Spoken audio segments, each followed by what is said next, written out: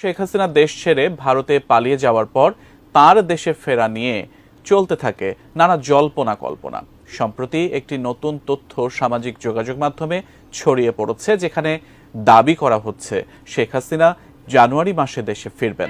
প্রধানমন্ত্রী শেখ হাসিনা সকাল 11টায় তাকে বহনকারী বিমান বাংলাদেশ এয়ারলাইন্সের ফ্লাইটটি ঢাকার হযরত শাহজালাল আন্তর্জাতিক বিমানবন্দরে অবতরণ করেছে। গত 6 মাস যাবৎ কাছাকাছি লেভেল হয়ে গেছে।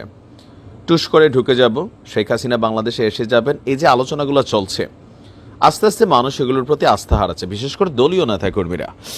কারণ শেখ হাসিনার বাংলাদেশে ঢোকার যে ইস্যু বা অবস্থান বা পরিস্থিতি কোনোটাই আমি দেখি কায়সারের সাথে আমি কথা বলবো। হ্যাঁ, টেনশন করার কিছু নাই, ইনশাআল্লাহ সব ঠিক হয়ে যাবে। মানে ও লাগতেছে যে আপনার মতো লোকের সাথে আমার মতো সাধারণ লোক কথা বলতে পারছি, এতেই ধন্য।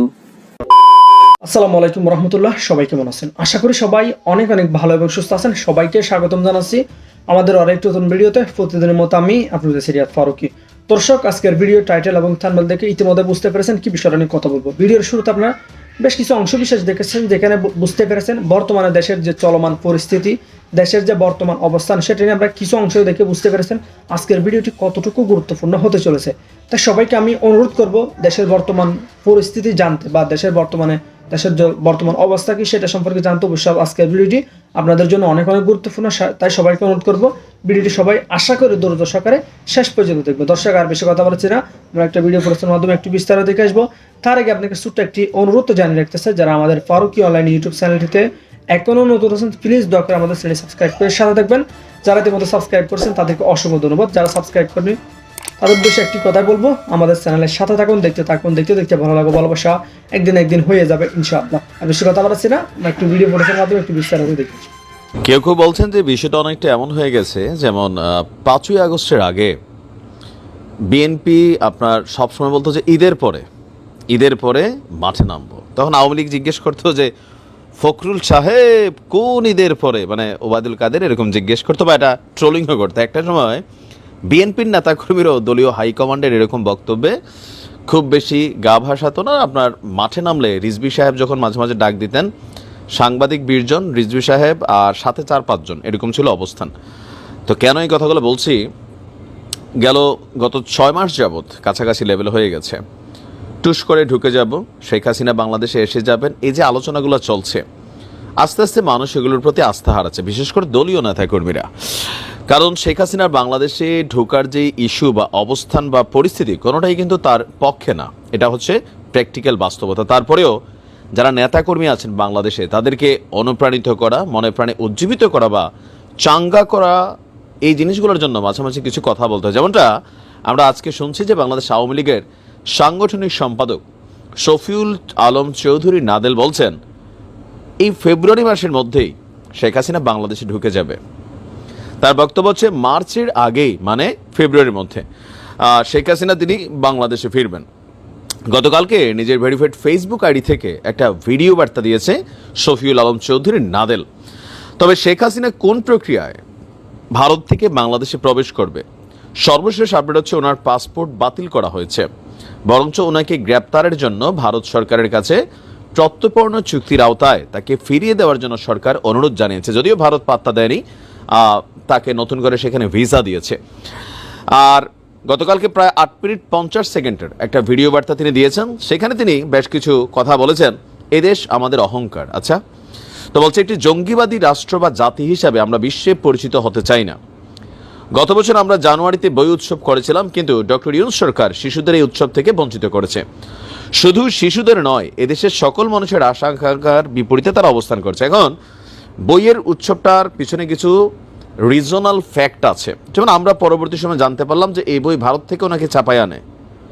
বাংলাদেশে এত প্রেস, তা আমরা কি করি, কেন ভারতের কোম্পানিগুলো আমাদের বই ছাপাচ্ছিল, এটা কিন্তু গণমাধ্যমে আসছিল যে ভারত থেকে আমাদের বই ছাপানো হতো, আমরা জানতামও না। সো হঠাৎ করে যেহেতু বাংলাদেশের মধ্যে এই বই ছাপানোর ইস্যুটা আসছে, স্বাভাবিকভাবে এখানে নর্মাল সময়ের তুলনায় একটু বেশিই লাগবে, এটা আমরা মোটামুটি যারা বুঝের মানুষ বুঝতে পারি। তারপর তিনি বলছেন আওয়ামী লীগকে ছোট করার জন্য বাঙালি জাতির অহংকার সর্বশ্রেষ্ঠ ইতিহাস মুক্তিযুদ্ধকে অপদস্থ করছে। এইটা কিছুটা আংশিক সত্য, তবে সরকার করছে নাই, আমরা সরকারের বক্তব্য এটা বুঝি নাই। তবে কিছু ছাত্রদের কথায় বিষয়টা এরকমই যে 24-এ এদেশের সব, 71 এদেশে কিচ্ছু হয় নাই, তারাই 24-এ স্বাধীন করছে, এরকম ফিল কিন্তু আছে। যাই হোক, বর্তমান সরকারের নানা সমালোচনা করে বলছেন যে আগামী 1 মাসের মধ্যে বাংলাদেশের রাজনৈতিক অঙ্গনে অনেক পরিবর্তন আসবে। কিভাবে রাজনৈতিক অঙ্গনে পরিবর্তন আসতে পারে? বিএনপির ইস্যুতে, এছাড়া আর অন্য কোনো ইস্যুতে এখানে পরিবর্তন আসবে না। এ পর্যন্ত দেশের মানুষ এবং দলীয় নেতাকর্মীদের ধৈর্য ধরে পরিস্থিতি মোকাবেলা করার জন্য অনুরোধ করছেন তিনি। তো দলীয় নেতাকর্মীরা তো মোটামুটি এখন অনেকেই জেলে আছেন, দৌড়ের উপর আছেন, পলাতক আছেন। তো কিভাবে পরিস্থিতিটা পরিবর্তন হবে? তারপর তিনি আওয়ামী লীগের পাশে থাকার আহ্বান জানিয়ে বলছেন, আওয়ামী লীগ দীর্ঘদিন দেশ পরিচালনা করেছে, দেশের উন্নয়নের চিত্র সারা বিশ্বের মানুষ দেখেছে। দেশ পরিচালনা করতে গিয়ে আমাদেরও অনেক ভুল ছিল, এই জন্য আমরা ক্ষমা প্রার্থী। তারপর নেতাকর্মীদের উদ্দেশ্যে বলছেন, আপনাদের উপর অনেক নির্যাতন হয়েছে, অনেককে হত্যা করা হয়েছে, অনেককে বিকলাঙ্গ করে দেওয়া হয়েছে, বাসাবাড়িতে আক্রমণ করা হয়েছে। তারপর আমরা আমাদের কর্মীদের খবর ঠিক মতো নিতে পারিনি। কেন নিতে পারেন নাই? বিদেশ তো পালাই গেছেন অনেক সময়, ফোন আছে, ইন্টারনেট আছে, আমরা নিতে পারতেন, আপনারা নেন না। এটা হচ্ছে বাস্তবতা। আপনারা ধৈর্য ধরুন, আগামী মার্চের পূর্বেই নেত্রী দেশে ফিরবেন। এখন এই স্টেটাসের পরে এটা নিয়ে আবার নতুন করে শোরগোল শুরু হয়েছে। আদৌ কি শেখ হাসিনা তিনি ফেব্রুয়ারিতে দেশে ফিরবেন? আমার ক্যালকুলেশন বলছে না, তিনি ফিরবেন না। ওই যে ভিডিওর শুরুতে প্রথমে বলছিলাম, নেতাকর্মীদের দিয়াই কিন্তু আসলে একটা রাজনৈতিক দল, দলের নেতারা যখন দল ক্ষমতায় থাকে, চাইটা পুইটা যত টেন্ডার বাণিজ্য, ধান্দাবাজি, হ্যাঁ, সিন্ডিকেট, নিয়োগ সব কিন্তু খায়, যে যেমনে পারে খায়। আবার যখন দেশপ্রেমের ইস্যু আসে, কালকে আপনারা দেখছেন যে চাঁপাইনবাবগঞ্জ সীমান্তে গ্রামের একজন প্রত্যন্ত কৃষক ভারতের বিএসএফ এর বিরুদ্ধে তার যে হাতের কাছিটা ছিল, এইটা নিয়ে সীমান্তে একদম কমান্ডো স্টাইলে বসেছিল। It's call patriotism. এইটা হচ্ছে দেশপ্রেম।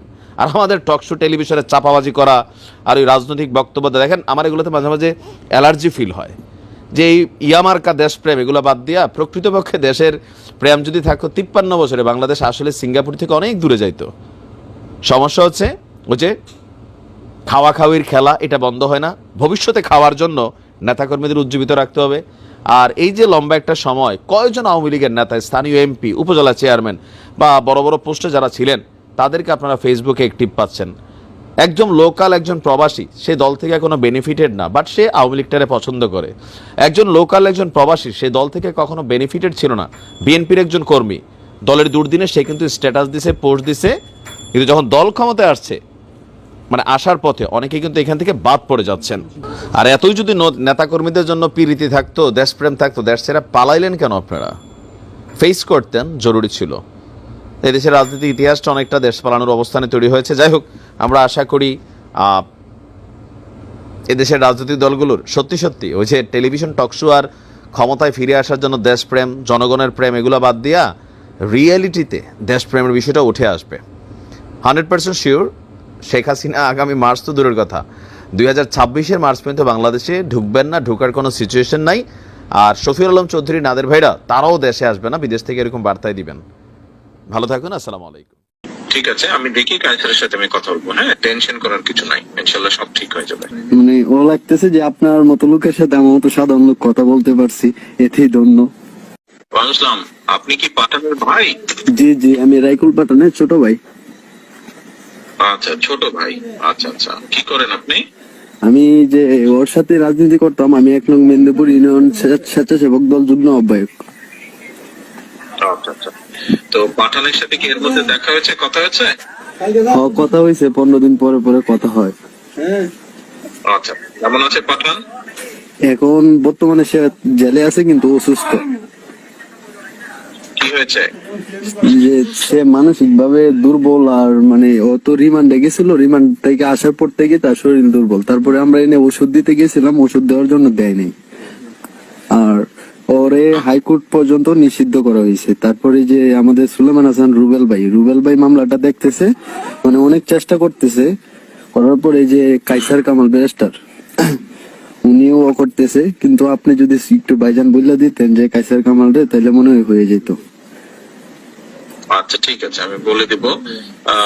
মানসিক ভাবে অসুস্থ মানে একটু অসুস্থ, তার শরীরে মানে খাওয়া দাওয়া মানে একটু মানে সমস্যার কারণে সে মানে একটু মাথায় একটু সমস্যা হইতেছে, আর পায়খানা রাস্তায় ওর একটু মানে সমস্যা, রক্ত যায় আর কি, মানে এরকম।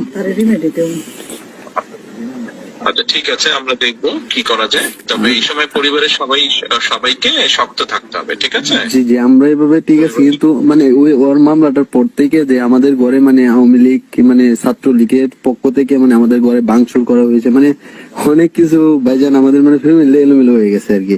আর ওরে যে মামলায় আসামি করছে, আমরা তিনো বাইরে এই মামলার আসামি দেওয়া হয়েছে।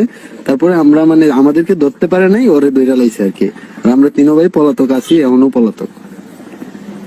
আচ্ছা ঠিক আছে, আমি দেখি কাইসারের সাথে আমি কথা বলবো। হ্যাঁ, টেনশন করার কিছু নাই, ইনশাল্লাহ সব ঠিক হয়ে যাবে। আচ্ছা ভাই, এইগুলা ভাই ভয় পাই নাই, সমস্যা নেই। অনেক মানে ও লাগতেছে যে আপনার মতো লোকের সাথে আমার মতো সাধারণ লোক কথা বলতে পারছি, এতেই ধন্য। ঠিক আছে ভাই, দোয়া করি ভালো থাকো সবাই। আচ্ছা ভাই। আচ্ছা। সাবেক প্রধানমন্ত্রী শেখ হাসিনা দেশ ছেড়ে ভারতে পালিয়ে যাওয়ার পর তার দেশে ফেরা নিয়ে চলতে থাকে নানা জল্পনা কল্পনা। সম্প্রতি একটি নতুন তথ্য সামাজিক যোগাযোগ মাধ্যমে ছড়িয়ে পড়েছে, যেখানে দাবি করা হচ্ছে শেখ হাসিনা জানুয়ারি মাসে দেশে ফিরবেন। তবে প্রশ্ন হচ্ছে, সত্যিই কি তিনি দেশে ফিরবেন? বিস্তারিত জানাচ্ছেন শিহাব ইসলাম। সাবেক প্রধানমন্ত্রী শেখ হাসিনা দেশ থেকে পালিয়ে ভারতে যাওয়ার পর থেকেই তিনি কোথায় আছেন, কি করছেন বা কবেই বা দেশে ফিরবেন এ নিয়ে সামাজিক যোগাযোগ মাধ্যমে চলছে নানা কল্পকাহিনী। বিভিন্ন সময় তার দেশে ফেরা নিয়ে নানা তথ্য সামাজিক যোগাযোগ মাধ্যমে ছড়িয়ে পড়তে দেখা গেছে। ডিসেম্বর মাসে তার দেশে ফেরার এমন এক তথ্য সামাজিক যোগাযোগ মাধ্যমে ছড়িয়ে পড়লেও তেমন কিছুই দেখা যায়নি। আবারও তেমনই এক তথ্য কিছুদিন যাবৎ সামাজিক যোগাযোগ মাধ্যমে ভাসছে। তবে কি তিনি সত্যি দেশে ফিরছেন, নাকি দেশে থাকা নেতাকর্মীরা এমন তথ্য ছড়িয়ে আতঙ্ক সৃষ্টির চেষ্টা করছে? সামাজিক যোগাযোগ মাধ্যমে ছড়িয়ে পড়া ভিডিওতে দাবি করা হয় সাবেক প্রধানমন্ত্রী শেখ হাসিনা জানুয়ারিতে দেশে ফিরবেন। তবে তথ্য যাচাইকারী প্রতিষ্ঠান রিউমার স্ক্যানার জানিয়েছে এই দাবি ভিত্তিহীন এবং ভিডিওটির সঙ্গে ওই দাবির কোনো সম্পর্ক নেই। শেকড় থেকে শিখরে। সম্প্রতি টিকটকে একটি ভিডিও ভাইরাল হয়েছে, যেখানে দাবি করা হয়েছে যে শেখ হাসিনা 2024 সালের 5 আগস্ট ভারতে পালিয়ে যাওয়ার আগে একটি ভাষণ রেকর্ড করতে চেয়েছিলেন, কিন্তু ছাত্রদের জন্য সেটি সম্ভব হয়নি। পরে তিনি ভারতে গিয়ে 6 আগস্ট একটি ভিডিও বার্তা শেয়ার করেন, যেখানে তিনি বলেন, সাময়িক সময়ের জন্য আমি দেশ ছেড়েছি, আজীবনের জন্য নয়। এছাড়া আরও দাবি করা হয় তিনি ওই ভিডিও বার্তায় বলেন, এটা আমার বাবার দেশ, এটা আমার হাতে গড়া বাংলাদেশ। কিন্তু রিউমার স্ক্যানার অনুসন্ধানে জানা গেছে এই ভিডিওটি সাম্প্রতিক নয়। ভিডিওটিতে থাকা ফুটেজটি আসলে ভারতীয় গণমাধ্যম ANI চ্যানেলের 7 জানুয়ারির একটি ভিডিও থেকে নেওয়া। এতে শেখ হাসিনা ভারতের সমর্থনে কথা বলেন, বিশেষ করে মুক্তিযুদ্ধের সময় ভারতের ভূমিকা এবং 1975 সালের পরে আশ্রয় দেওয়ার জন্য ভারতকে ধন্যবাদ জানান। এই ভিডিওটির সঙ্গে ভাইরাল দাবির কোনো সম্পর্ক নেই। India is our tested friend during our liberation war. They supported us when we lost our whole family, father, mother, brothers, everybody. Only we to survive, so they gave me shelter. এছাড়া NDTVর ওয়েবসাইটে প্রকাশিত একই দিনের প্রতিবেদনে উল্লিখিত তথ্য নিশ্চিত করেছে যে ভিডিওটির সাথে আলোচিত দাবির কোনো সম্পর্ক নেই। আরও অনুসন্ধান করে জানা গেছে ভিডিওটির দ্বিতীয় ফুটেজটি 24 জুলাই নিউজ 24 চ্যানেলের প্রচারিত ভিডিওর অংশ, যেখানে শেখ হাসিনা বলেন শেখ হাসিনা পালায় না। সুতরাং এই ভিডিওটিরও ভাইরাল দাবির সঙ্গে কোনো সম্পর্ক নেই। শেখ হাসিনা পালিয়ে গেছে, শেখ হাসিনা নাই, শেখ হাসিনা চলে গেছে, শেখ হাসিনা পালায় না। ফ্যাক্ট চেক অনুসারে শেখ হাসিনার জানুয়ারিতে দেশে ফেরার যে দাবি করা হচ্ছে তা সম্পূর্ণ মিথ্যা। এটি মূলত পুরনো ভিডিও ফুটেজের ভিত্তিতে ভিত্তিহীন দাবি প্রচার করা হচ্ছে।